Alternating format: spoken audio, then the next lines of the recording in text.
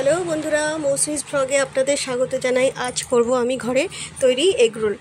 তার জন্য আমি প্রথমে নিয়ে নিয়েছি 4 কাপ উঁচু উঁচু ময়দাটার মধ্যে আমি প্রথমে দিলাম একটু নুন আর সাদা তেল দিয়ে ভালো করে নাড়াচাড়া করে ময়াম দিয়ে নিলাম। তারপরে দিলাম হালকা গরম জল দিয়ে ভালো করে মাখিয়ে ডোটা কমপ্লিট করে ঢাকা দিয়ে রেখে দিলাম।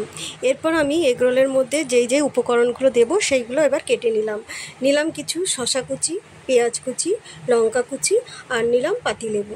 এবার আমি এগুলোকে একদিকে রেখে দিলাম আর ময়দার যে ডোটা করে রেখেছিলাম এবার আমি ওর থেকে লেচি কেটে গুলিগুলো করে নিলাম। এইবার আমি গ্যাসের ওপর কড়াইটা বসিয়ে নিলাম আর গুলিগুলোকে আমি বেলে নিলাম। এবার কড়াইটা যেই আমার গরম হলো রুটিটা আমি কড়াইয়ের মধ্যে দিলাম। এবার খুন্তি দিয়ে আস্তে আস্তে এপিট ওপিট করে হালকা ছেঁকে নিলাম। এবার ছেঁকে নেওয়ার পর আমি অল্প অল্প তেল চারিদিকে দিলাম। দিয়ে পরোটাটা যেই আমার লাল লাল করে ভাজা হলো আমি ওর মধ্যে একটা ডিম ফাটিয়ে দিলাম। ডিম ফাটিয়ে ওর মধ্যে সামান্য নুন দিলাম। নুন দিয়ে এবার খুন্তি দিয়ে ডিমটাকে পরোটার চারিদিকে লাগিয়ে দিলাম।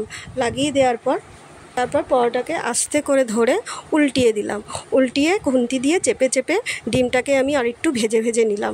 ভাজার পর পরোটাকে আবার সোজা করে এইভাবে রোলটা তৈরি হলো। এবার নামিয়ে নিলাম। এবার আমি ওর মধ্যে দিয়ে দিলাম প্রথমে পেঁয়াজ কুচি, শসা কুচি, লঙ্কা কুচি আর পাতিলেবুটা আস্তে আস্তে করে চিপে ওর মধ্যে দিয়ে দিলাম। তারপরে দিলাম টমেটো সস আর চিলি সস। তারপর আমি ভালো করে রোল করে তৈরি করে ফেললাম এগ রোল। আজকে আমরা বেশ সবাই মিলে মজা করে রোল খেলাম। বন্ধু, আপনাদের ভালো লাগলো আমার রোল বানানোটা? জানি অতটাও ভালো হয়নি, তাও আপনারা একটু দেখবেন, যদি ভালো লাগে করার চেষ্টা করবেন।